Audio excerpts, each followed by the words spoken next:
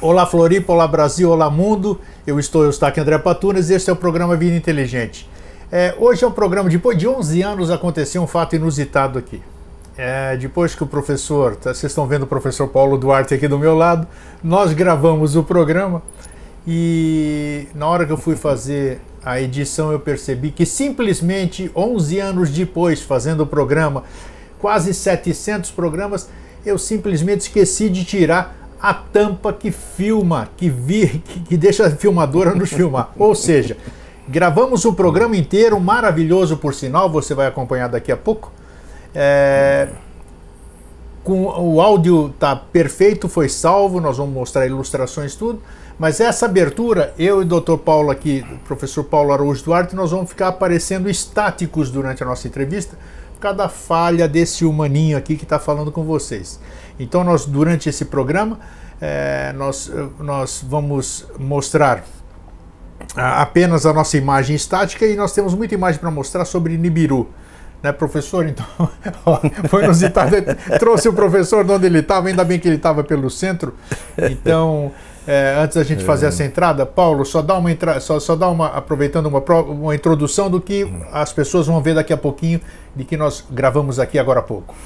Os meus cumprimentos a todos que nos veem, a você, Grego, obrigado pelo convite. Isso. E nós vamos conversar então a respeito desse chamado Nibiru, às vezes chamado de Nêmesis também, que seria, em síntese, uma estrela companheira do Sol. O Sol forma com essa estrela um sistema binário, né? Mas a questão é que as pessoas aí pela internet, YouTube e tudo mais, eles estão aproveitando imagens de documentários e imagens oficiais da NASA, da sonda Sorro, para dizer que Nibiru já está dentro do sistema solar, enfim, e trazendo uma série de tragédias que vão acontecer, um novo fim de mundo, mas a questão é que não tem nada disso. Então a proposta nossa é justamente mostrar que pela ciência há a hipótese de que uma estrela companheira do Sol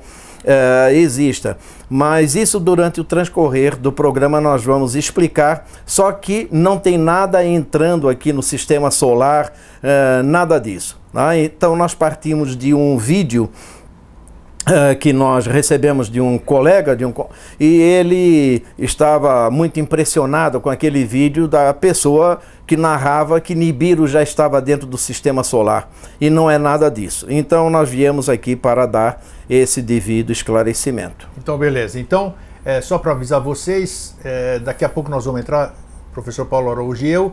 A imagem vai estar estática por um erro meu da gravação, que eu não liguei, não tirei a tampa da filmadora, mas garanto para vocês que vai ser um programa maravilhoso. Então, acompanhem com a gente aqui e um fraterno abraço e um feliz sempre.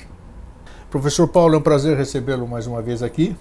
Um prazer também. 6, 7, 8 vezes já acho, né? Mas é bom sempre... Ainda não fiz as contas, mas algumas vezes. Já falamos sobre mudanças climáticas, já falamos sobre uma série de coisas e sempre foi muito esclarecedor. Planeta Marte. Planeta Marte, isso recentemente, né? Então isso é muito bom para a gente poder esclarecer as pessoas. Fica dentro do livre-arbítrio de cada um depois acreditar ou não. Nós estamos aqui para passar uma informação. Cada um faz o que quiser com essa informação. Professor Paulo Araújo, Nibiru, eu sempre brinco assim, falo até que quem acredita nisso é Nibiruta, é brincadeira, porque cada um tem o direito de acreditar naquilo que quiser, né? Tem a liberdade de crença, de tudo isso aqui. Mas, recentemente, vamos começar por isso, antes da gente, nós temos 2 vídeos aqui que nós já vamos passar de cara para o professor Paulo começar com a entrevista, mas na semana passada, se eu não me engano, nós fomos surpreendidos, o professor deve ter lido, nós fomos surpreendidos por um pequeno asteroide, ou não sei. Asteroide, do tamanho, dizem que é do tamanho de um apartamento, né? Quer dizer, talvez 100 metros quadrados, não sei, ou menos, e que passou raspando a Terra. Passou raspando a Terra seria, segundo eu li, 160 mil quilômetros da Terra, né? Que equivale a, parece que a metade da distância da Terra para a Lua. Isso, astronomicamente, significa realmente raspar, professor? É raspar. E existe uma medida que se usa nesse sentido, que são os chamados asteroides potencialmente perigosos. Sim. Né? São aqueles que passam nas proximidades da Terra, ou do sistema Terra-Lua, até 20 distâncias lunares. O que é uma distância lunar, professor Paulo? É a distância da Terra à Lua. Sim. Que são 384 mil quilômetros. 384 mil quilômetros. Então, okay. uma distância lunar, 384 mil quilômetros. Como você falou, em meia distância lunar, então aí uns 160 mil quilômetros. Foi o que eles previram, exatamente. Mas isso, ô Grego, nós temos até uma tabela, depois então que nós vamos projetar. Existe um acompanhamento, entende, desses chamados asteroides potencialmente perigosos. Em primeiro lugar, o que é um asteroide? Né?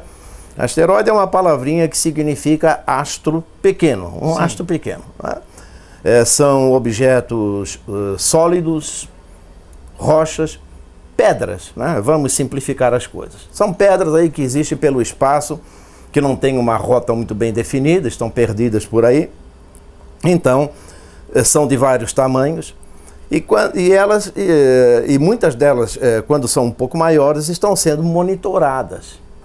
Então, hoje nós temos 1.700 e poucas pedras dessas aí, desses asteroides, considerados potencialmente perigosos. Isso, falamos no programa anterior sobre isso, inclusive. Isso, exato. Então, a cada dia eu acompanho isso aí por um site da NASA, a cada dia existe uma tabela desses asteroides, potencialmente perigosos. Mas diz que esse, para surpresa da NASA e de todos aí, esse não foi detectado. Só foi detectado... Sim. Como é que pode acontecer isso, professor? Pode acontecer, porque depende do tamanho, depende da direção que ele vem, entende? Então não é garantido que ele seja detectado. Então nós não podemos dizer que estamos totalmente imunes. Bom, também se alguma coisa vir a colidir com a Terra, nós não podemos fazer absolutamente nada. Não temos. Podemos até, mas não existe, digamos assim, um mecanismo seguro. Que possa dizer com certeza. Existem alguns estudos nesse sentido, como, por exemplo, você deve ter visto aquele filme, o Armagedon. Sim. Quem viu, sim. Se lembra? Que foi lançada uma nave e tal, e os astronautas foram até lá para colocar uma bomba para explodir. Pra explodir Mas se você faz isso, né, ou lança um míssil, digamos, para explodir um astro muito grande que vem em rota de colisão com a Terra, isso aí também é um perigo, porque o astro vai se transformar num monte de partículas pequenas, claro. E aí não tem-se mais controle de nada. Mas existem alguns estudos nesse sentido, como por exemplo lançar uma sonda, uma nave com ventosas, tipo ventosa de lagartixa, quer dizer, Sim. Você vai, gruda aquilo ali e depois aciona um foguete e desvia para o espaço. A questão é como colocar isso aí em prática, né? O planejamento existe, né? Ou então lançar uma sonda que estoure uma bomba nas proximidades e com isso faça o objeto desviar curso, né? E tal. Né? Estudos para isso, há estudos para isso, mas ainda nada que seja concreto que diga, bom, agora nós já temos a maneira de evitar o choque de um grande objeto. Então vamos parar com essa ilusão de que tudo é detectável, não tem nada de detectável. Não. Então... E esse não foi o único. Já em outros momentos já tivemos, né, asteroides que rasparam, digamos assim, o nosso sistema Terra-Lua.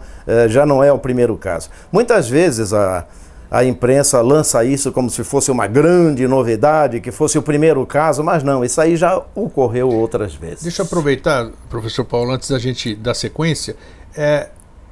Necessariamente qualquer asteroide, qualquer meteoro, digamos assim, meteorito, necessariamente ele entra na camada da Terra ou ele pode ricochetear na nossa camada? Como é que é isso? Todos eles penetram na nossa camada atmosférica, digamos assim, ou não? que a nave, por exemplo, quando essas naves nossas lançadas lá para fora, elas têm que voltar para a Terra num determinado ângulo, porque diz que se não entrar naquele ângulo, ela vai ricochetear e vai ser perdida. É a janela de entrada que se chama então, isso. Como é que é isso em relação a esses asteroides, a esses meteoritos, meteoros que se dirigem para a Terra? Vamos dizer? Não acontece, Bom, eles não estão sujeitos a isso também ou não? Depende, o Grego, aí depende do tamanho, depende do material, por exemplo, se for um material ferroso, muito pesado, não é? Depende do ângulo de entrada, porque se ele vem num ângulo muito aberto, ele pode bater na alta atmosfera, ricocheteia e vai para o espaço. Pode então ricochetear? Ah, pode. E acontece? Igual pedrinha, quando você joga no mar, que ela sai pulando. Sai pulando ali. Tá? Isso pode acontecer. Agora, pode, também dependendo do ângulo que entre na atmosfera, pode entrar, vencer a força da atmosfera, porque existe uma pressão, claro. Né? E com isso ele vir e cair na superfície. Entende? Isso pode acontecer. Existe um estudo de entidades oficiais astronômicas, né, que dizem que nós recebemos diariamente em torno de 20 mil pedaços por hora. Por hora? Por hora. Não é por dia, é por hora. Não, desculpe, por dia. Por dia. Sim. 20 mil pedaços na alta atmosfera da Terra. Fragmentos. São fragmentos que estão por aí para o espaço. Então, o espaço não é assim um espaço vazio. Claro que não, está cheio de coisa lá, que sim. Há gases... Lembra que nós fizemos um programa sobre lixo espacial, lembra disso? Sim. Nossa, e esse é o... Assustador aquilo, assustador. O lixo espacial é o lixo produzido por nós. Nossa. Agora também existe o lixo natural. Isso, claro. Que está aí por cima. Então, existem... alguns pedaços de gelo, que são chamados até de mini cometas, né? Pedaços de gelo, pedaços de rocha, partículas gasosas, poeira, tudo aí pelo espaço, e essas partículas todas a Terra atrai pela força gravitacional sim. E vão bombardeando a atmosfera da Terra. E quando o objeto é um pouco maior, ele pode entrar na atmosfera, sim. É aquele fenômeno que nós chamamos de meteoro, e antigamente se dizia uma estrela correu. Quando você vê cadente, né? A estrela cadente. Você via aquele risco assim no céu e dizia, é uma estrela correu. Não, a estrela não corre. Claro. Aquilo ali foi um meteoro, uma partícula. Incandesceu quando entrou na atmosfera. Quando entrou na atmosfera, pela fricção, incandesceu. E aí então formou aquele risco, às vezes, né? De fogo, exatamente. Às vezes, até dependendo do material, ele pode ficar esverdeado, azulado, avermelhado, isso tudo é o que depende tem sido do material. Visto frequentemente. Isso hoje. Então você olhando à noite para o céu, pode ser premiado com uma visão dessa. É o que se chama de meteoro. Meteoro é esse fenômeno luminoso na atmosfera, que é provocado por uma pequena partícula, geralmente partícula sólida, mas pode ser também partícula gasosa. Então, olho no céu, principalmente agora que nós estamos com o céu de verão, né, que não tem muita nuvem assim, pelo menos de noite aqui. E então a gente pode ser privilegiado. Nossa, o professor deve ter visto muitas vezes, eu também já vi, né? É um fenômeno muito bonito. Você vê isso aqui cruzar o céu, né? Você fala, o que é aquilo, né?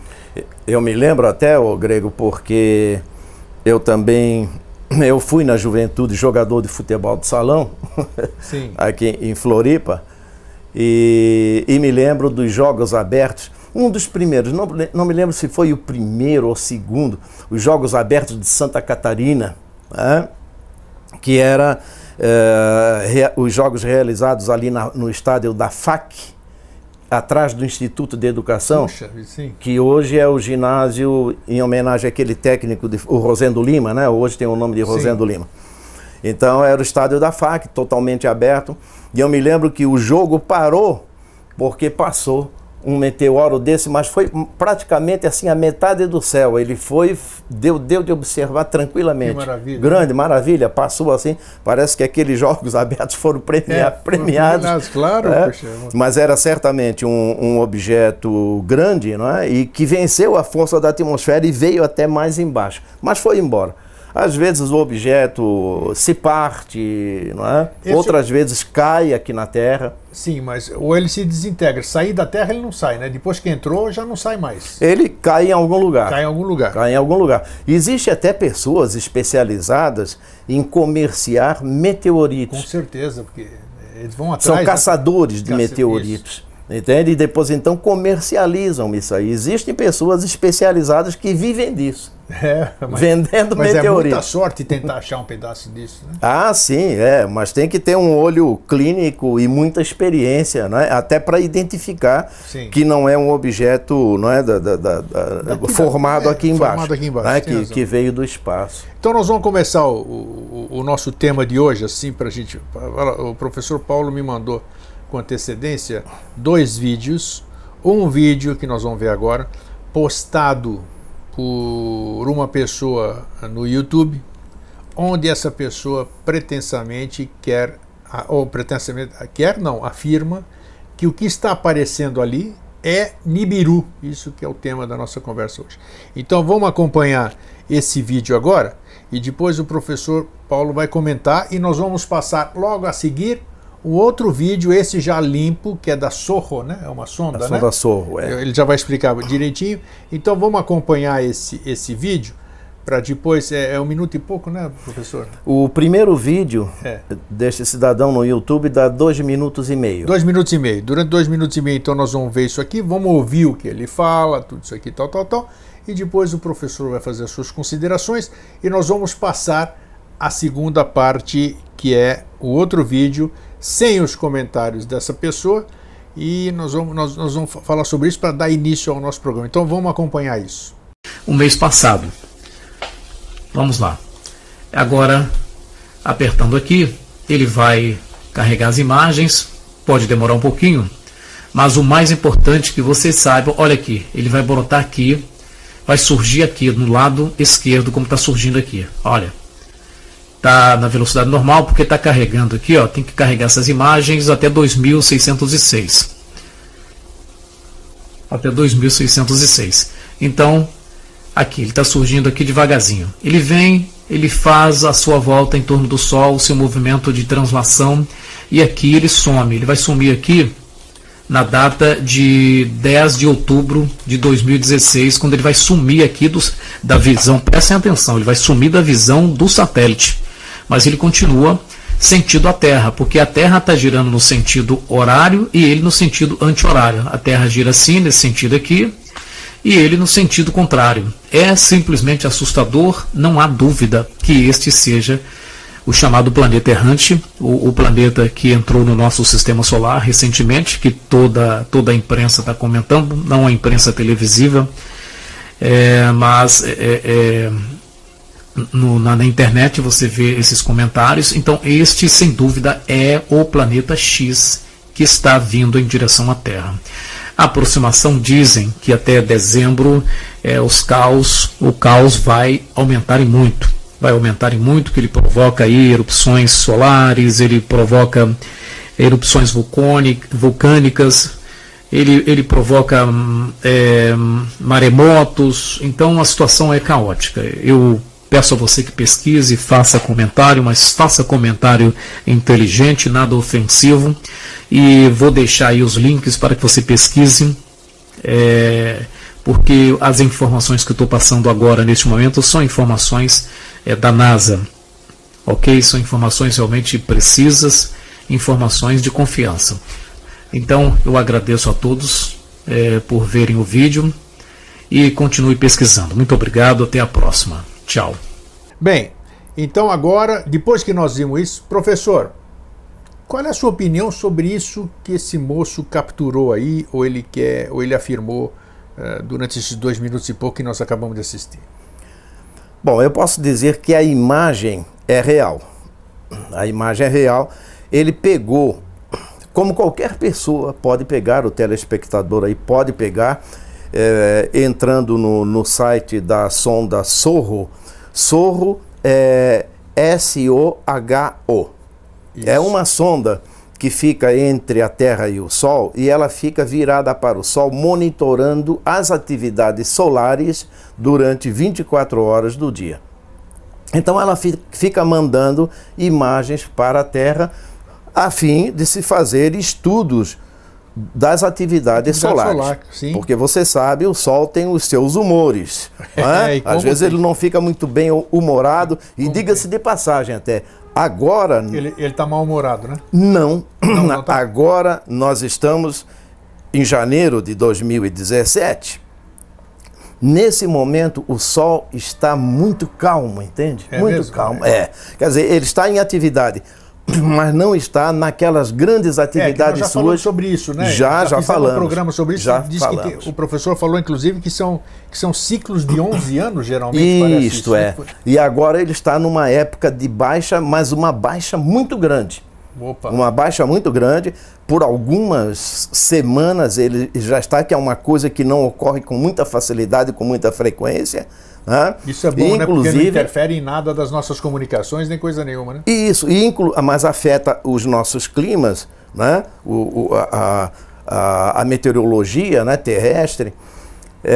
E eu posso dizer que o nosso verão aqui no hemisfério sul vai ser um verão fresco.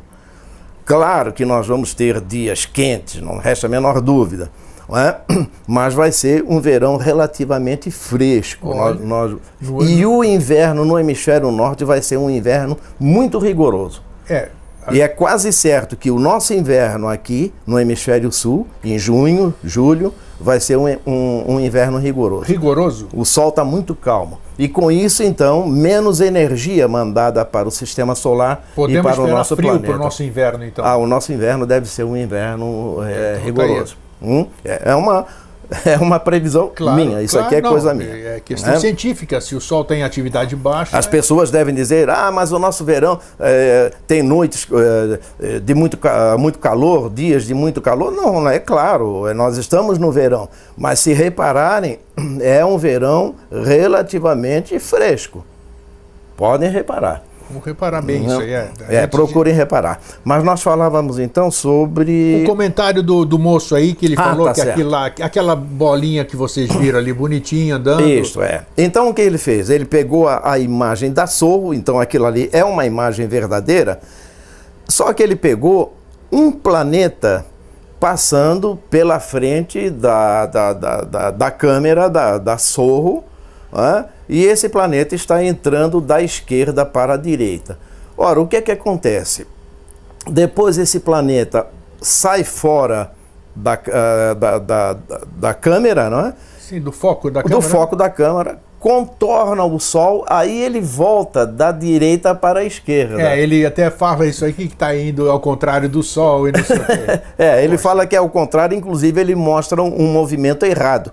Ele diz que o Nibiru, ali na imagem, está fazendo uma volta assim e a Terra gira ao contrário. Então está tudo errado ali.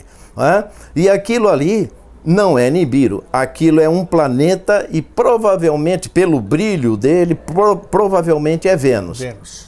Entende? Então... não é correta aquela interpretação que ele faz. A imagem é correta, a imagem é da sonda Sorro, e qualquer pessoa que queira pegar, entra lá coloca lá no Google, não é? Isso. Sorro, S-O-H-O. Vai ficar acompanhando ao vivo. E vai acompanhar ao vivo, ou pode pegar imagens do passado, como ele fez. Agora... A interpretação que ele dá para aquilo é que é uma interpretação completamente errada. Agora, o mais interessante, eu recebi esse vídeo de um colega, que se dizia até um tanto impressionado e queria o meu parecer. Então, eu dei uma resposta a ele. E acontece que ele me sugeriu, então, que colocasse essa resposta lá no YouTube, na página dessa pessoa que fez este vídeo. E eu coloquei, até porque no final, devem ter reparado que no final ele pede, por favor, façam pesquisas e coloquem seus comentários, desde que de forma educada e tal, e foi o que eu fiz. Mas o que é que aconteceu? No dia seguinte ele tirou esse canal dele do ar. Então, e dias depois ele colocou, mas num endereço diferente. Um endereço diferente. Eu coloquei a mesma interpretação, o mesmo comentário educado, dando uma explicação que aquilo não era Nibiru, mas era um planeta. E ele não tirou o canal do ar, mas tirou o meu comentário do ar. Deletou o comentário, então... Então, é uma pessoa que não quer opinião contrária, não quer... Ele quer simplesmente... Ele quer simplesmente defender a sua crença. Então agora, continua. Tanto é que o canal lá do YouTube dele é chamado de Voz de Trombeta. Nossa, já vê pelo nome, né? Que é uma expressão religiosa e apocalíptica. Então agora nós vamos ver o vídeo original. Original não, porque como o professor falou, aquele também é original, mas sem comentário nenhum, da sonda Sorro com esse mesmo movimento, né, professor? Com esse mesmo movimento. Então, vamos acompanhar aí e o professor... Que aí até o próprio Fernando, ele pode colocar este vídeo, fazer o favor, e eu posso comentar em cima do próprio vídeo. Isso. Porque o vídeo não tem som, né? Exatamente. Foi um vídeo que eu peguei da sonda Sorro, sim, mas que agora mostrando vários planetas fazendo o seu percurso na frente da câmera. Tá. Então, há planeta que vem da esquerda para a direita e há planeta que vem da direita para a esquerda. Sim. Não é? Então, isso aí é um movimento comum dos planetas em torno do Sol. Nós vamos ver nessa imagem, se o Fernando colocar ali o vídeo. Vamos colocar, já está no ar agora aqui. Então, olha aí, professor, então vamos comentar então. Isso. Então, nós vamos ver entrando da esquerda para a direita, na parte mais de baixo, o planeta Saturno. Um pouco mais acima de Saturno, Júpiter. Da esquerda para a direita. Depois, da direita para a esquerda, começa a vir Mercúrio. E no final do vídeo, então, começa a entrar Vênus, bem brilhante, Vênus. Mas como o vídeo é um tanto curto, né? Eu tive que editar, que era para não ficar assim, né? Não levar muito tempo aqui no nosso trabalho. Então Vênus começa a entrar e em seguida o vídeo acaba. Mas então isso aí mostra... Então esse Vênus então seria o pretenso Nibiru do moço ali, né? Exatamente, porque Vênus, ele vai, nesse caso ali do vídeo, ele vai da direita para a esquerda, mas depois então ele vai contornar o Sol e vai entrar novamente pela câmera da esquerda para a direita. Claro. Então, naquele primeiro vídeo, o que o cidadão pegou lá foi provavelmente Vênus entrando da esquerda para a direita. Mas como era apenas um planeta, né, ele acabou interpretando que aquilo ali é Nibiru. Claro, em ciência não pode, crença não pode entrar em ciência, né, professor? Não, porque essas coisas acabam idiotizando as pessoas. Sim. Por quê? Apesar dele chamar a atenção no vídeo de que as pessoas, olha, pesquisem, coloquem seus comentários e tal.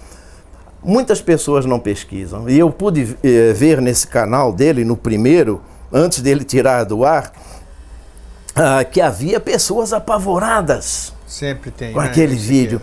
Apavoradas. Tinha um que eu acredito que fosse um rapaz, assim, um jovem, até pelo modo de escrever e tudo, deu de identificar, mas super apavorado com aquele vídeo. O mundo vai acabar e o mundo vai acabar e tal. E veja, a previsão dele era de que em dezembro de 2016 iria acontecer catástrofes e tudo mais, e nós já estamos em janeiro de 2017 e nada aconteceu. E nós já comentamos aqui, nós dois já sobrevivemos a um monte de fim de mundo, né, professor? Um monte de fim de mundo. É mesmo. Exatamente. Já acabaram com o mundo várias vezes. Várias vezes. E nós estamos aí vivos e o mundo continua aí e essas pessoas também. Isso, de certa forma, entende, Grego? Eu considero assim essa coisa do medo, né, como uma técnica, né, que acontece até nas religiões. Sim, onde mais acontece nas religiões. Onde mais acontece.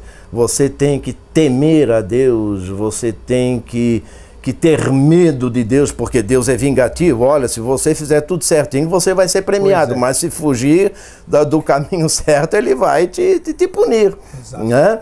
Então essa técnica do medo é uma técnica muito utilizada desde muitos anos. Eu acho que todas as civilizações sempre se utilizaram, todas as religiões sempre se utilizaram e todas as seitas sempre se utilizaram. Infelizmente subjugam as pessoas, escravizam as pessoas. E as pessoas até são treinadas a isso, né? A sentir medo, né? A ter o medo. Para poder respeitar a autoridade de algo maior, enfim, não é? Nós somos treinados para isso. E outras pessoas maldosamente começam a fazer essas coisas aí de... não é? Terrorismo psicológico. É um terrorismo, é uma forma de terrorismo sem base científica, mesmo pegando trechos de documentários da National Geographic, por exemplo, pegando trechos de imagens de sites da NASA, da sonda Sorro, da ESA europeia, enfim. É incrível o que criam, como não sabem interpretar, não são astrônomos, não são estudantes do espaço, tudo. Então olham aquilo e começam a elucubrar em cima daquilo. Isso é uma grande nave. Uma grande nave passou em frente ao Sol. A pessoa não sabe nem mensurar o tamanho do Sol. Como é que pode imaginar que uma grande nave, imagina o tamanho dessa nave, professor Paulo, para passar na frente do Sol, a nave, já pensou o tamanho de uma nave extraterrestre para passar na... Poxa vida, precisa um pouquinho de bom senso, né, pessoal? Bom, nós estamos com o rascunho na mão porque nós temos alguns slides hoje que nós vamos apresentar e eu tenho que seguir essa ordem para a gente ir acompanhando, eu e o professor, para a gente colocando e o Fernando não se perder também na edição dessas figuras. Professor, vamos começar por onde então aqui para a gente documentar essa história, de onde surgiu Nibiru, onde é que começou toda essa coisa de que existiria um planeta e esse planeta está em direção à Terra, porque veja, existem, sem falar nas religiões, mas existem muitas filosofias, muitas doutrinas que falam, né?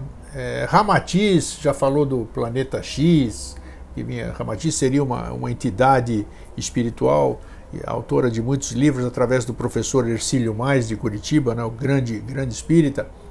E um monte de gente já escreveu isso, planeta X, Nibiru, Hercólobos, bem lembrado, muito, o planeta Chupão, e por aí vai. O que é isso afinal, professor?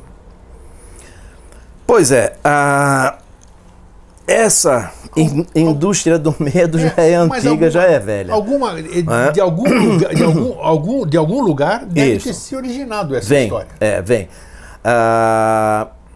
Veja, quando eu comecei a dar aulas, foi em 1966. Puxa vida.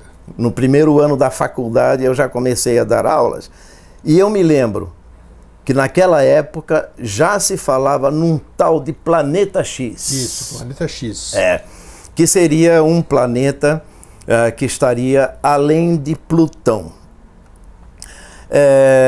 Mais tarde, essa ideia se desenvolveu como se fosse um planeta, digamos, um planeta que viesse causar alguma catástrofe aqui no nosso sistema e tal. Depois, essa ideia acabou se desenvolvendo para uma estrela companheira do Sol. Aí é que está a questão, viu, o Grego? É muito comum no universo a existência de estrelas companheiras, de sistemas binários. Sistemas binários. É muito comum, entende? É muito comum. Então, acredita-se que o Sol possa ter uma estrela companheira. E de onde veio essa ideia? É porque o planeta Terra já passou por alguns momentos de extinção em massa da vida no nosso planeta.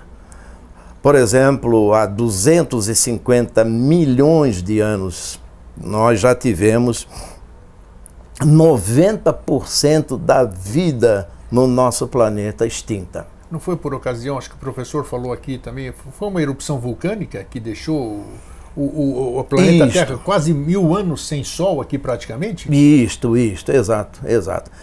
E o que se acha, a teoria mais consistente para explicar isso aí, é que pode ter havido o impacto de um asteroide relativamente grande que movimentou o núcleo do planeta e fez com que as atividades vulcânicas se tornassem muito intensas. E isso então acabou jogando na atmosfera da Terra, impedindo que o Sol, impedindo que o Sol entrasse, muita fuligem. E aí pronto, sem Sol não tem vida. Não tem vida. Aí então nós tivemos 90% da vida no nosso planeta, né? E veja, alguém pode dizer, puxa, mas um asteroide batendo no nosso planeta poderia causar um vulcanismo assim assado. Só para a gente ter uma ideia, imagine você uma maçã, ok? Uma maçã. Aquela casquinha vermelha da maçã é a parte sólida do nosso planeta, é a superfície sólida onde nós vivemos aqui. Sim. Mas essa superfície sólida, ela está em forma de placas em cima de um manto não sólido, né, pastoso. Então esse manto pastoso seria aquela parte branca toda da maçã. Sim. Aquela casquinha vermelha que seria a parte sólida. A crosta então, terrestre. A crosta terrestre. Então veja que é uma coisa muito tênue. Finíssima, isso. Fina. E ela não é contínua como a casca da maçã. Ela é toda partida em placas, que se diz. E essas placas estão se movimentando. Chamam-se de placas tectônicas. As placas tectônicas que, há muitos milhões de anos atrás, elas formavam um único bloco que é chamado de Pangeia. Isso. E o Pangeia depois então começou a se partir e foi formando e continua se movimentando. Sim. Entende? Então veja você que o nosso planeta é muito dinâmico e onde nós moramos, onde nós estamos na superfície, é algo muito tênue. Nossa, ainda, se não é. Né? Então nós estamos, né? então nós estamos pisando em ovos. Pisando em ovos, justamente. Então nós estamos sujeitos a muita coisa. Terremotos com o movimento dessas placas, terremotos, enfim, um asteroide que vem e caia no oceano e de repente provoca tsunami, isso e aquilo. Se tivermos um terremoto que é chamado de maremoto no fundo do oceano, a água vai se movimentar e vai avançar. As próprias experiências atômicas que o ser humano fez também, isso aí incide numa violência para a Terra incrível, né? Sim, exato, tudo é transformação. Essa é a ideia que a gente precisa ter bem firmada, entende? Nada é parado, né? Tudo é transformação. Sim. No universo. Tudo é transformação. E nós estamos sujeitos, sim, a alguma catástrofe vinda do espaço. Um asteroide pode vir do espaço e atingir a Terra, né? A possibilidade existe. Ela é pequena, mas não é nula. Essa aqui é a verdade. Né? A possibilidade existe, é pequena, mas não é nula. Né? E uma outra questão também é que a superfície do nosso planeta, 70% ou pouco mais, é de água. Então a probabilidade de um astro desse cair no oceano é muito grande. Sim. Né? E além disso também a parte habitável é muito pequena na parte sólida, nos continentes.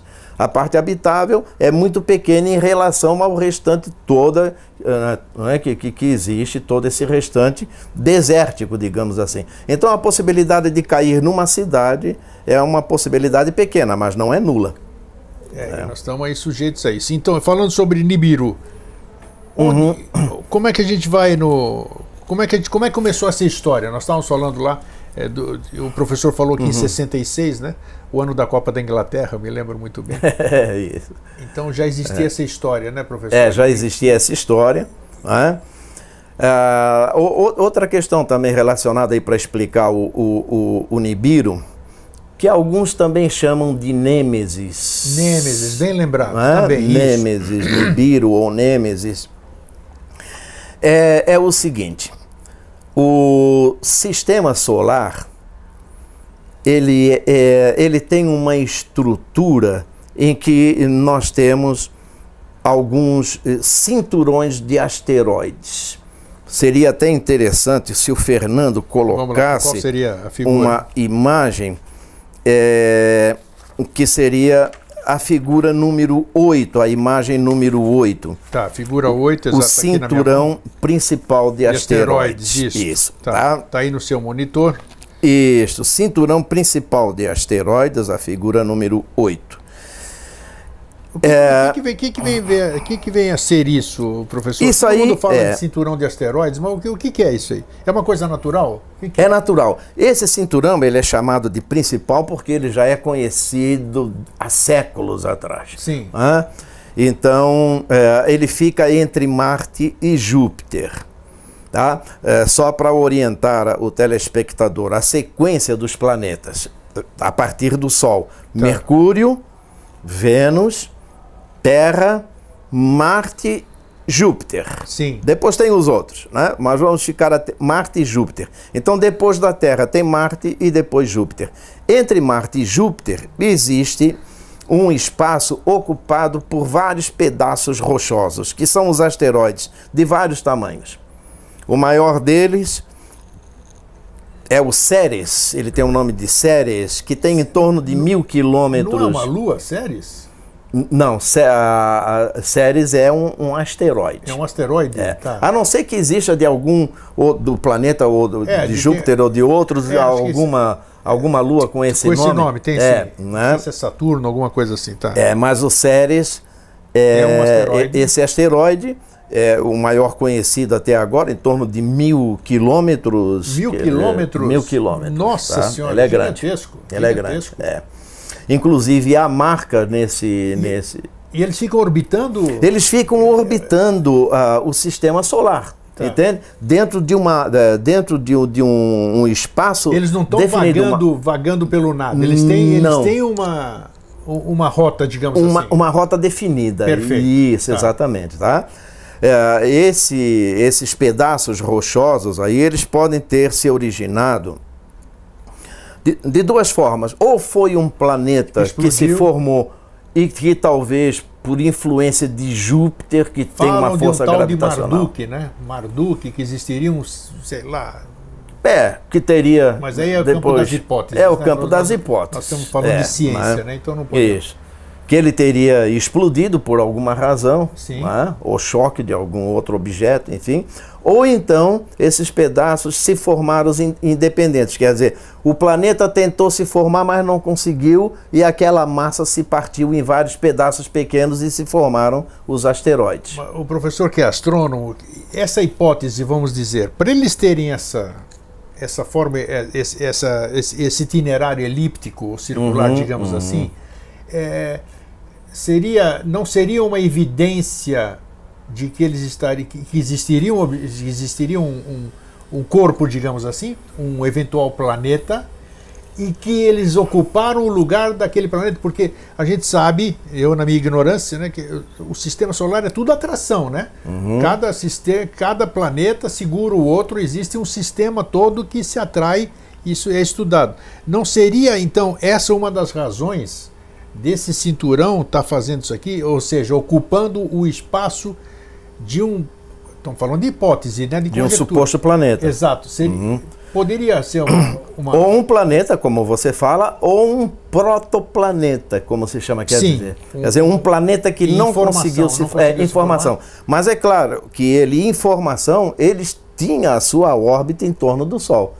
Tá. Entende? Mas não se formou. Então aquele movimento se manteve. E, esses pedaços se mantiveram girando na mesma direção em que o protoplaneta estaria. E eles continuam lá e continuam se movimentando. Perfeito. Tá. Inclusive, é um dos problemas quando se vai lançar uma sonda além de Marte, né?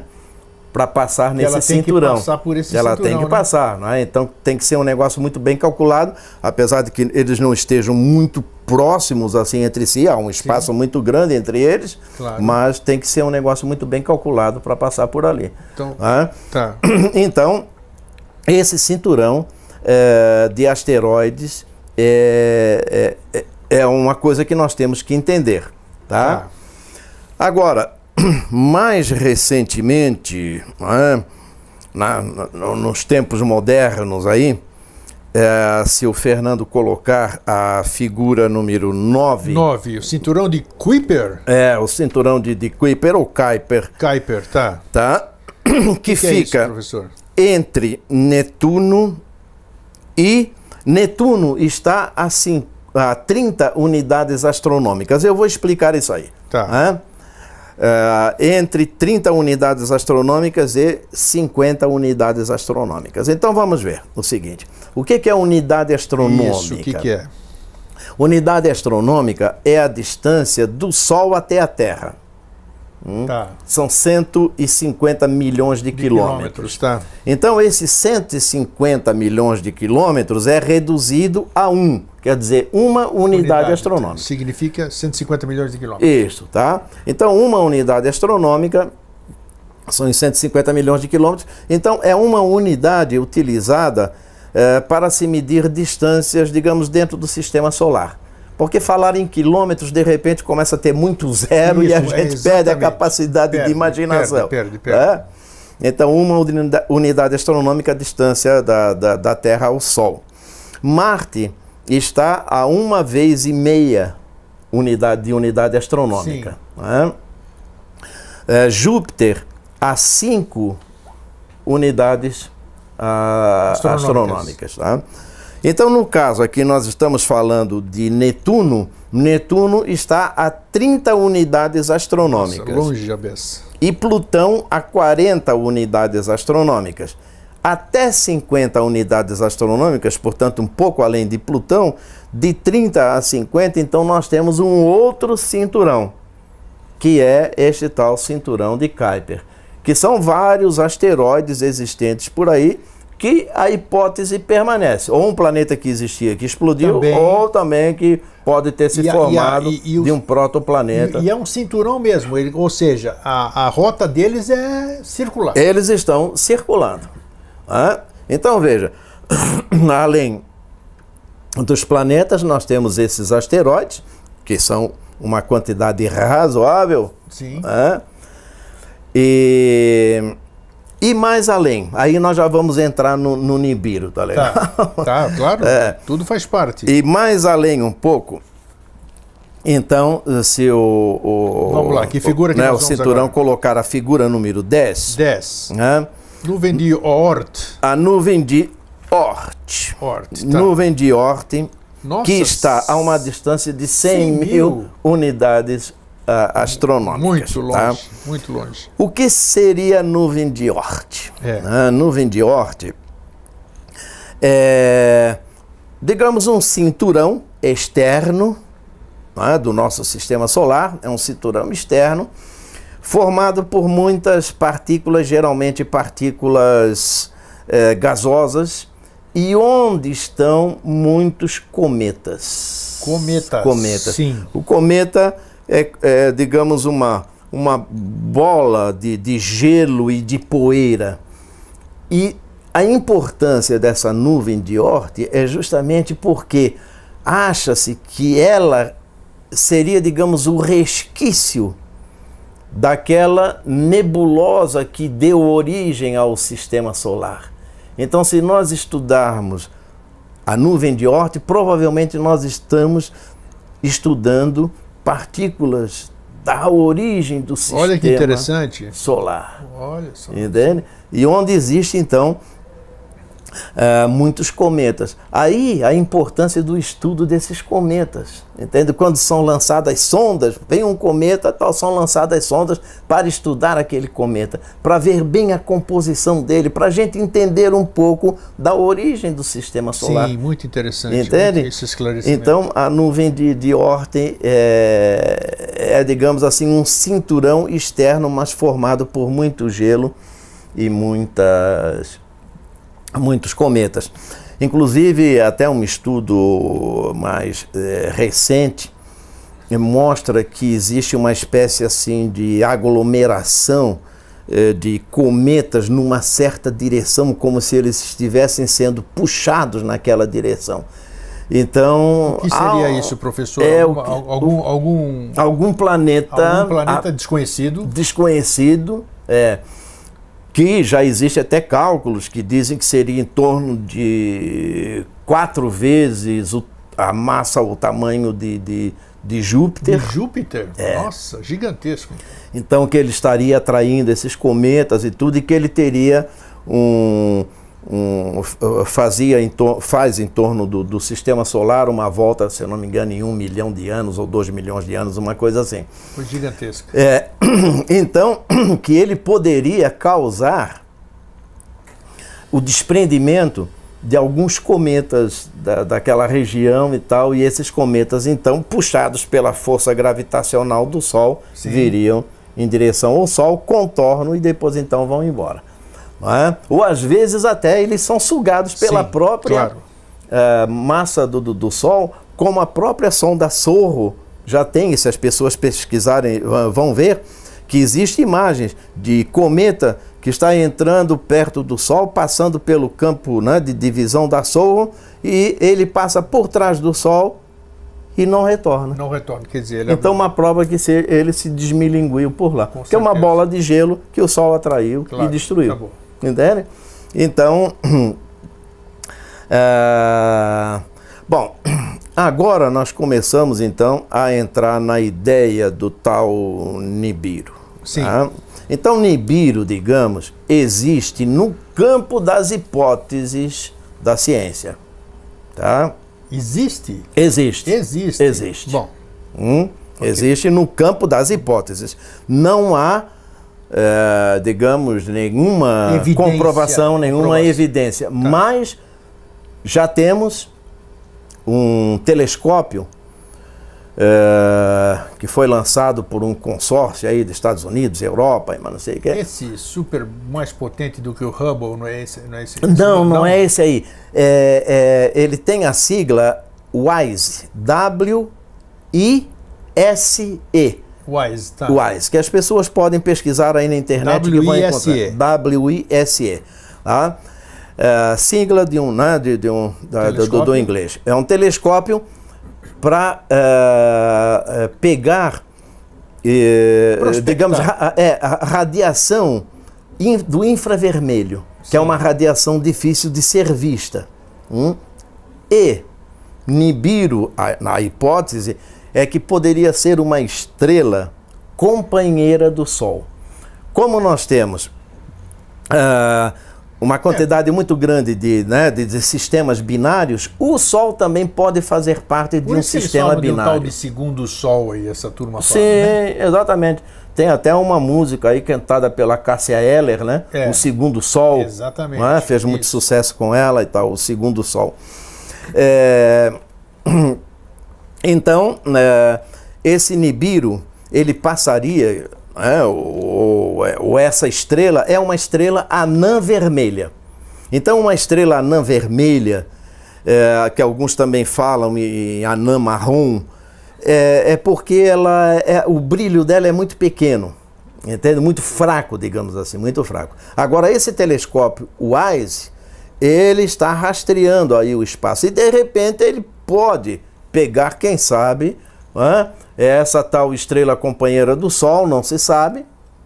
Tá, mas vamos supor que seja verdade. Certo. Existe isso aqui. Certo. Agora, ela está lá no lugar dela, não está vagando pelo espaço? Está vagando pelo seguinte, porque ela forma um sistema que a cada 26 milhões de anos ela passaria por perto do Sol.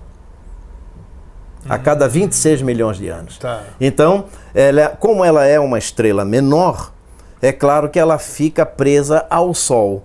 Ela contorna o Sol, então Sol e Nibiru formariam um sistema duplo, um sistema binário. Uma estrela grande, que é o Sol, girando em torno de um centro de gravidade comum junto com essa estrela anã. Que pode ter o nome de Nêmesis, Nibiru, o que for, mas uma companheira do Sol. Se ela gira em torno do Sol, por que ela se dirigiria hipoteticamente para a Terra? Porque existe essa possibilidade? Não, aí não se tem certeza que ela vai entrar em rota de colisão com a Terra. Mas a questão, o Grego, é a seguinte: quando essa estrela companheira do Sol entra no sistema solar, a força dela vai fazer desprender cometas da nuvem de Oort, asteroides do cinturão de Kuiper, asteroides do cinturão principal, e aí nós vamos ter um monte de pedaços aí pelo espaço que de repente perdidos podem vir esbarrar na Terra. Por isso que existe previsão, inclusive diz que daqui a uns 6 anos o céu vai ter uma claridade maior, porque está previsto uma série de fenômenos. Leu alguma coisa a esse respeito? Tem alguma coisa a ver? Não, tem, mas é o seguinte, isso provavelmente que você fala é o seguinte, também relacionado com estrela binária. Sim. Tá? Que é o seguinte, eles estão monitorando, os astrônomos, aí é um estudo feito por 3 universidades nos Estados Unidos. Se não me engano, 2 universidades e um planetário. E esses cientistas estão estudando um sistema binário que, se eu não me engano, é a constelação de Cisne. Se eu não me engano, é a constelação de Cisne. E eles estão vendo que a estrela maior, ela está chupando, digamos assim, puxando a estrela menor. Então, elas vão entrar em colisão e vão explodir. Foi isso que eu li. Exatamente. Isso vai provocar um céu mais claro, alguma coisa Não assim. um céu mais claro, mas ela vai ter algo em torno, digamos, de... O brilho dela vai aumentar umas 10, 15 vezes. É isso aí. Isso, né? Tá. Então aí nós vamos ver no céu, à noite, uma estrela que não era vista até agora. Perfeito. Alguma coisa assim. Isso, tá vendo? Então... isso prova que os sistemas binários são muito comuns, que uma estrela maior de um sistema binário pode atrair a outra, como é o caso do Sol. Né? E quem sabe amanhã ou depois aí o Sol pode se fundir com o Nibiru, quem sabe? Por que não? Atrai, ele puxa e tal, a estrela é menor. Entendeu? Então conjectura-se, acha-se, cientificamente existem evidências, vamos dizer assim. Hipótese, né? Hipótese de que existiria uma estrela, né? Uma estrela que faria um sistema binário com o Sol, é isso? Isso, exato. Então tá. Podemos mostrar essa figura número 11, professor, aqui? Sim, a figura número 11, sim, que é essa de Nibiru. Exatamente. Exato. Fernando, faz favor. Fernando, faz favor, põe a figura número 11, que é a órbita de Nibiru, que o professor acabou de dizer aqui, você está vendo no seu monitor. E é claro que aí então não tem nada em proporção, nem de tamanho, nem de distância, né? É só uma ideia do que uma ideia, é um esquema. Né? O professor falou seria segundo estudos, seria uma órbita de 26 milhões de anos, digamos assim. Isto né? Então, como é que a gente pode hoje, professor, ou não pode, mensurar em que ano em que época desses 26 milhões? Existe alguma evidência de quando ela teria passado no passado por isso aqui, para a gente ter uma ideia se isso está próximo hoje desses... Essa que é a questão, não existe. Não existe, né? Alguns especulam que isso poderia ter ocorrido há 65 milhões de anos atrás, quando nós tivemos a extinção de 70% da vida do nosso planeta, inclusive os dinossauros. Tá, mas o que poderia ter acontecido nessa Poderia época? ter acontecido de essa estrela ter passado pelo sistema solar e ter provocado justamente esse distúrbio, esse desprendimento nos cinturões, inclusive na nuvem de Oort, e um grande astro ter batido na Terra. Perfeito. Tá. Porque os estudos feitos... Não o astro em si, mas a passagem dele provocou uma bagunça, digamos assim. Isso, exato. Não é que Nibiru vai esbarrar com a Terra. É que quando ele entra no sistema solar, ele vai provocar desprendimento de asteroides e de cometas lá da nuvem de Oort. Claro. Aí esses objetos ficam perdidos por aí e de repente... Não se pode fazer previsão nenhuma, claro que não. Não se pode fazer previsão. Agora, se há 65 milhões de anos atrás foi por causa do Nibiru, a extinção dos dinossauros e 70% da vida no planeta, e isso já, estudos feitos praticamente já comprovaram que foi um asteroide que caiu, inclusive na região da península de Yucatán, ali no México. Um asteroide que teria entre 10 a 20 quilômetros. Uma pedrinha, né? Quer dizer, olha só, nós estamos falando de coisa de 1000 quilômetros, o professor falou agora há pouco. Então, né, teria provocado todo esse problema, né, de levantamento de muita poeira cósmica, de vulcões que entraram em atividade, claro. E essa poeira cósmica toda, cósmica grande. Não, essa poeira toda levantada e fuligem dos vulcões e tudo, lá na alta atmosfera fica circulando por muitos e muitos anos. Sim. E é claro que a luz do sol fica prejudicada, a entrada dela, aí tem problemas com fotossíntese das plantas e toda uma cadeia alimentar fica prejudicada. Toda, tem razão. Entende? Então, essa questão aí do Nibiru, não é que ele viria em rota de colisão com a Terra. Mas a passagem dele provocaria uma série de problemas, como o professor acabou de citar. Exato. Né? Seria isso aí. Nibiru já é coisa bastante antiga, né? Essa palavrinha até ela vem de povos mesopotâmicos. Isso. Né? E até na chamada que eu fiz do programa eu coloquei até o significado. Cruzamento, né? Isso, ponto de mutação. Exatamente, tem. Que aí, então, é óbvio, os povos antigos sempre tiveram também essas suas previsões, né, de astros, como, por exemplo, astros que viriam se chocar com a Terra, causar problemas, como, por exemplo, indígenas do oeste dos Estados Unidos, que já antigos, preveem a vinda da tal estrela azul, que iria causar catástrofes na Terra e tudo mais e tal. Então essa coisa de catástrofe no nosso planeta já é coisa muito antiga. Muito antiga. Mas nós não estamos livres, não. Quer dizer, a probabilidade de um objeto bater na Terra é pequena, mas não é nula. Eu sempre lembro isso. Então, e nós estamos sujeitos a isso. Isso aí é uma coisa, não é apocalíptica nem nada, é cíclica, é normal, é natural.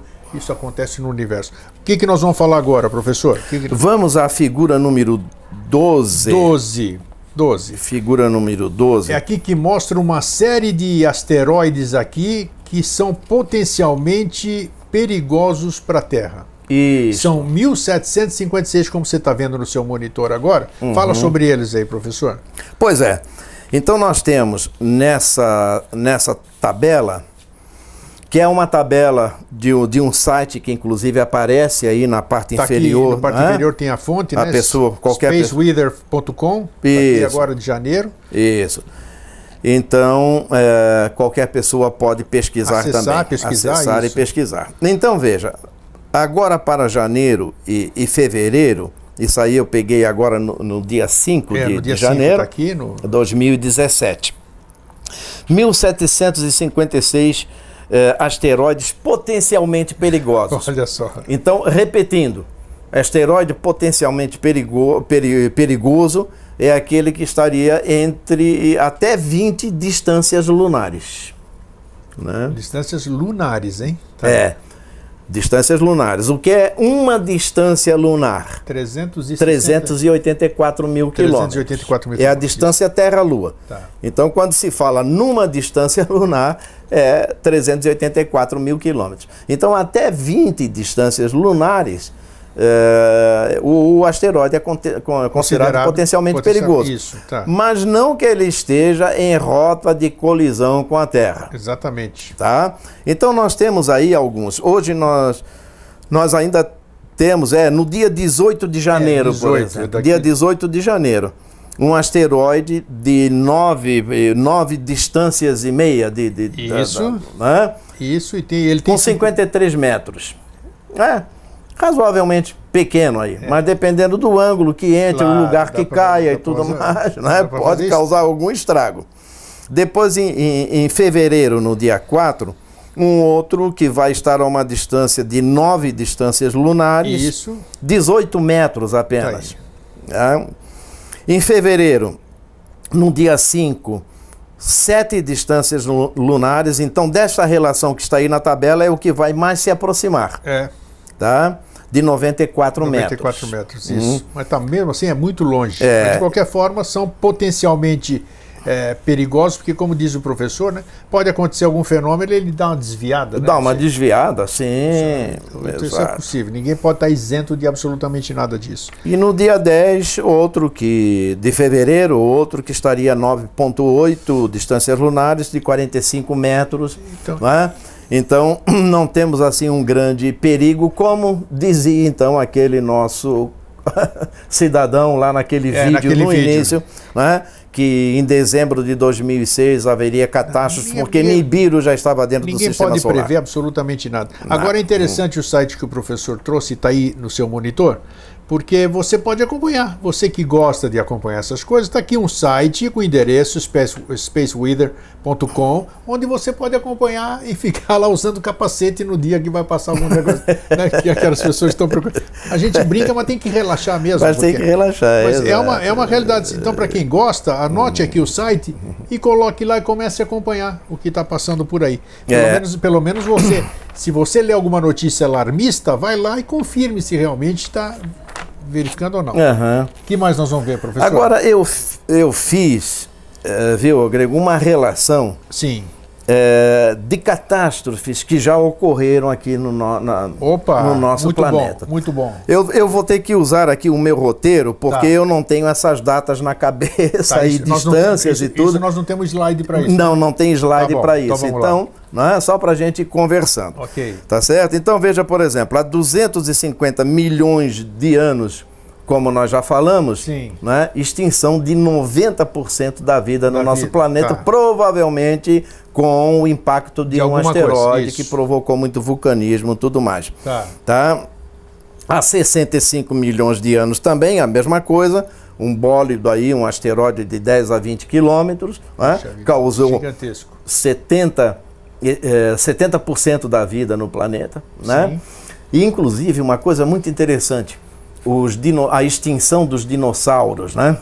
Foi 70% da vida, mas os dinossauros duraram muito pouco tempo na face do planeta. Foi uma coisa, mesmo. Eu vou tentar aqui fazer uma escala do tempo para as pessoas entenderem isso, né? Vamos fazer de conta o seguinte: nós estamos no início do ano, naquele primeiro segundinho assim da passagem do ano, todo mundo estourando fogos e tal, entramos no ano. Aí nós estamos olhando para trás, tá? Estamos olhando lá para trás para o começo, né?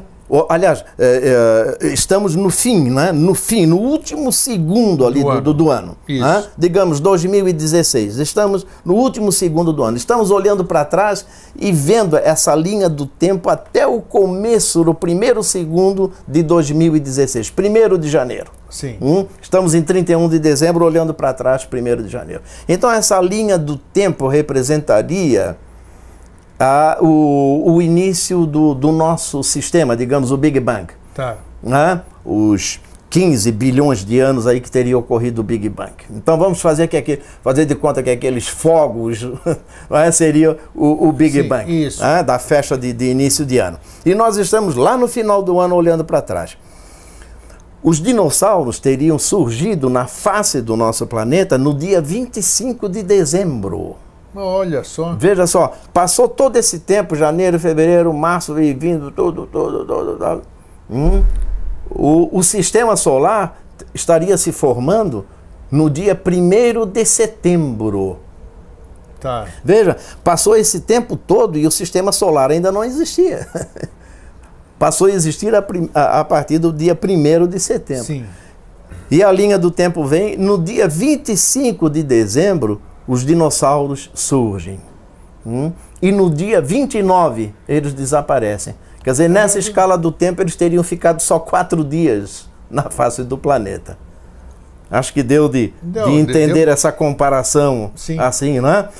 Porque se nós falarmos em milhões, bilhões de anos, a nossa mente não consegue imaginar. De onde vem isso, essa afirmação, professor? Quais são os elementos que levam a tirar essa conclusão de que os dinossauros viveram pouco tempo aqui? pelos estudos dos fósseis, não é? Dos fósseis, o estudo dos fósseis, não é? Registros nos halos das árvores, né? Nos anéis das árvores, sedimentos e tudo. Fazendo o cálculo que eles sabem fazer, cálculo. Tudo isso aqui, realmente eles viveram durante um curto período. Curto período. Tá. Eu entendi mais ou menos. Então, para a gente entender assim, digamos assim, a profundidade dessa catástrofe, né? Há 65 milhões de anos, porque eram animais gigantescos e muito diversificados.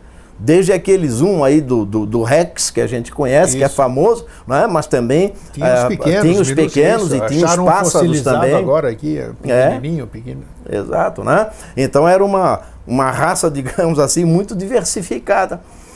Mas eles desapareceram, infelizmente, né? Vamos ver para nós. Depois de 65 milhões, o que aconteceu? Vamos ver mais uma coisa. 1910. Agora? Século XVIII. 1910.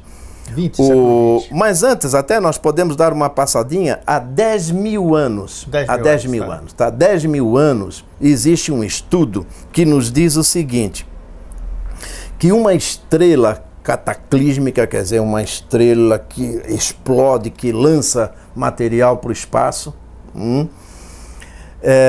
A nossa atmosfera, há 10 mil anos, pegou um pouco da radiação dessa estrela, que foi o suficiente para causar problemas no plâncton dos mares, dos oceanos, e com isso prejudicar a vida e alterar inclusive boa parte do clima no nosso planeta. Veja, uma estrela que explodiu longe, aqui a 16 quatrilhões de quilômetros daqui, é uma coisa enorme, não é? Uma distância enorme. Então, numa prova de que nós estamos dentro de um ambiente, entende? Em que nós não temos tanta capacidade assim de controlar as coisas. Nenhuma capacidade, nenhuma. Porque veja, uma estrela que explodiu tão longe e que lançou radiação para o espaço, ela entra na nossa atmosfera e consegue causar problemas nos oceanos e também no clima do nosso planeta. Isso aí é algo significativo. Então não estamos tão livres assim de coisas que vêm do espaço. Agora, voltando a 1910, o cometa Halley, né? O famoso cometa Halley. Né? Claro, bem lembrado. Na época, o que se dizia na imprensa? O mundo vai acabar. Né? O mundo vai acabar. Houve gente até que vendia pílulas feitas de farinha, né? Que eram os placebos, né? Porque dizia-se que a cauda do cometa era uma cauda de gases venenosos. Então, aquilo ia entrar na atmosfera da Terra e as pessoas iam morrer. Então, quem tomasse aquela pílula estava protegido. Já existia picaretagem naquele tempo. Já existia picaretagem nesse sentido. Tá? 1910. E o cometa Halley passou em 1986, porque ele tem um período de 76 anos. Isso. Né? Só que foi meio decepcionante, porque a passagem dele em 86 praticamente quase não deu de ver. Eu acompanhei e consegui ver numa noite, até chamei meus familiares e mostrei no céu. Mas era assim uma mancha leitosa, entende? Não era como em 1910, que diz que a metade do céu ficou com a cauda à vista. Bacana, foi uma coisa bacana, magnífica, né? Mas em 86, não. 1937, até já falei isso aí num outro programa seu, um asteroide chamado Hermes, que passou a 2 distâncias lunares. Tá. E também dizia-se que ia acabar com a Terra, ia acabar o mundo e tal. Foi onde, então, um compositor baiano, Assis Valente, fez uma musiquinha de carnaval e o mundo não se acabou. Ah, sim, exatamente. Nós pusemos até no programa. Nós cantada pela cantora, aquela da antiga nossa... bom, agora me fugiu o nome. Daqui a pouco nós lembramos, aquela que usavam... Isso, Carmen Miranda. Carmen Miranda. Que nós pusemos até o vídeo. Isso, Veja, em 1937 também já tentaram acabar com o mundo em 1937, em 1910. 1908. Aí não foi uma tentativa de acabar com o mundo. Realmente ocorreu uma catástrofe em 1908 na Rússia, na região do rio Tunguska. O famoso caso de Tunguska. Nossa, muito famoso, né? Sim. Em que pessoas foram chamuscadas, animais também chegaram até a morrer, árvores caíram numa área enorme de quilômetros quadrados. Perderam suas copas, né? Foi um negócio fabuloso. Foi uma coisa fabulosa. E aquilo, a hipótese mais aceita hoje em dia é de que foi um cometa, quem sabe um cometa desgarrado lá. Pode ser, por que não?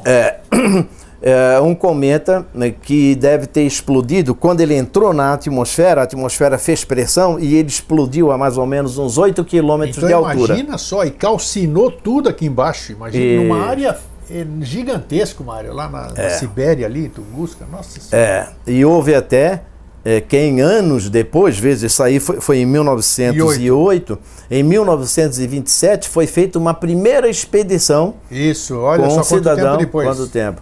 Um cidadão que esperava encontrar minério lá, se fosse algum asteroide, alguma coisa preciosa. Não achou e tal. absolutamente nada. Não achou nada. Nada. Não achou nada. Era um lamaçal muito grande. Aí já houve conjectura de que explodiu um disco voador e não sei o quê. Bom, aí o pessoal já entra. Todo mundo né? já começa a conjecturar, né? Exato, né? 1930 tivemos aqui no Brasil, na Amazônia, um caso semelhante a Tunguska. Diz que passou uma bola de fogo, houve como um enorme trovão, um estrondo, só não causou assim o mesmo impacto na floresta como causou lá em Tunguska, mas foi algo grande que, inclusive até em países vizinhos do Brasil, foram detectados abalo sísmico nos sismógrafos. Imagina a potência disso. A potência disso, Agora imagine se cai numa cidade, né? Numa área muito povoada. Não tem condição nenhuma. Tivemos em 1947, também na Rússia, na região lá de Vladivostok, que fica a leste, bem a leste da Rússia, sim, um caso semelhante ao de Tunguska. Isso foi em 1947. Também uma luz muito forte, um barulho, um estrondo. Mas ele não chegou a talvez tenha caído no mar, não se sabe bem. Não deixou evidências físicas. Evidências físicas, como deixou lá em Tunguska. Sim. Houve até quem ficasse com muito medo, porque 1947 foi o pós-guerra, né? Isso, exatamente. Gente que ficou com medo, pensando que poderia ser Segunda Guerra Mundial. Segunda Guerra Mundial, poderia ser alguma bomba aí, claro, e tal. Claro. 1994, um pouco mais agora, tivemos um caso que foi muito interessante, nós acompanhamos o cometa Shoemaker-Levy. Isto. Lembra? O que foi esse cometa Shoemaker-Levy? Ele entrou no sistema solar, era relativamente grande, e ao contornar o Sol, ele se partiu em pedaços e voltou para o espaço. E um desses pedaços atingiu Júpiter.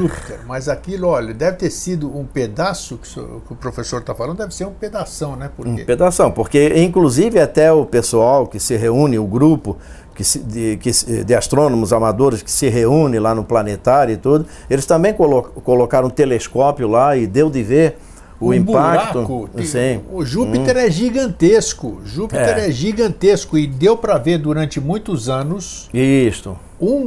Sei lá se aquilo é buraco, o que é, né? Foi porque Júpiter é gasoso, né? Isso, o local do impacto disso aí. Então, para fazer um buraco desse que seja visível aos nossos telescópios aqui, deve ter sido um pedação. Sim, foi divulgado também por entidades de astronomia e astrônomos amadores essa imagem, né, de Júpiter e aquela mancha que ficou ali. Exatamente. Júpiter é um planeta gasoso, né? Então aquilo ali entrou e sabe-se lá onde foi parar, né? Depois então Júpiter, né, aquela massa gasosa se recompôs. Se recompôs, mas olha, demorou muito, muitos anos. E isso foi então em 94. Agora imagine se esse pedaço do cometa vem na direção da Terra. Nós não estaríamos batendo papo aqui. Pois é. Não, com certeza. Então é aquilo que eu digo. A probabilidade é pequena de uma catástrofe dessa, mas não é nula. Não, ela existe, com certeza, claro não que é existe. nula. 1900... bom, vamos agora mais recente. Que 2013. Opa! 2013. O que tivemos aí? Você, se eu lhe falar o nome, você deve lembrar. Chelyabinsk, na Rússia. Sim. Um meteoro que entrou, né? E lá me parece que é muito comum os carros usarem câmera, né? Foi, aquilo foi filmado. E foi filmado e tudo. Diz que mais de 1.000 pessoas, quase 2.000 pessoas foram feridas. Sofreram queimaduras, sofreram problemas.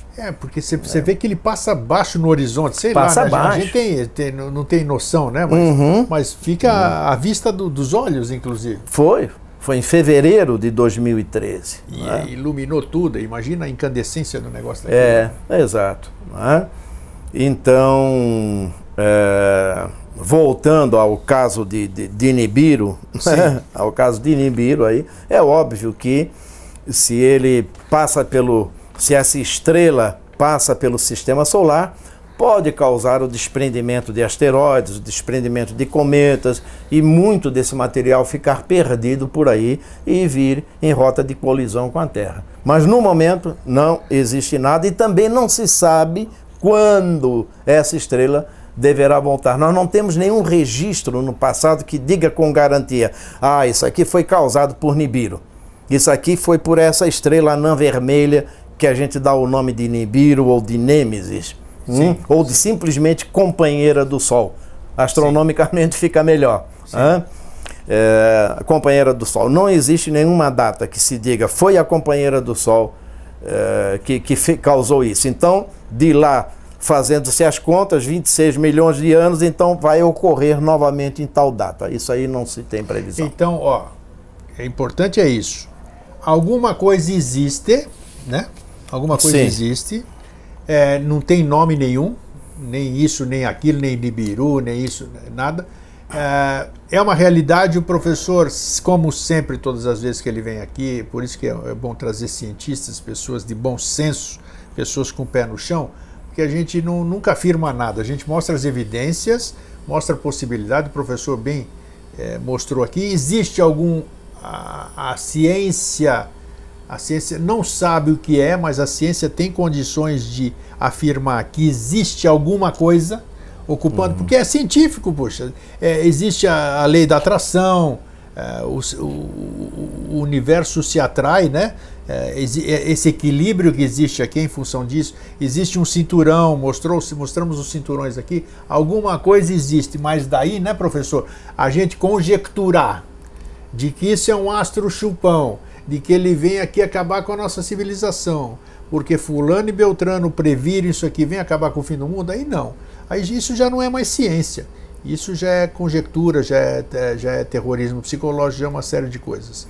Então o professor mostrou para nós aqui hoje, né? Eu acho que fica muito bem documentado. Nós já estamos até, olha como a conversa vai, já estamos 1h25. Já? 1h25 conversando. Mas isso que é gostoso. Um papo gostoso, mostrando e elucidando.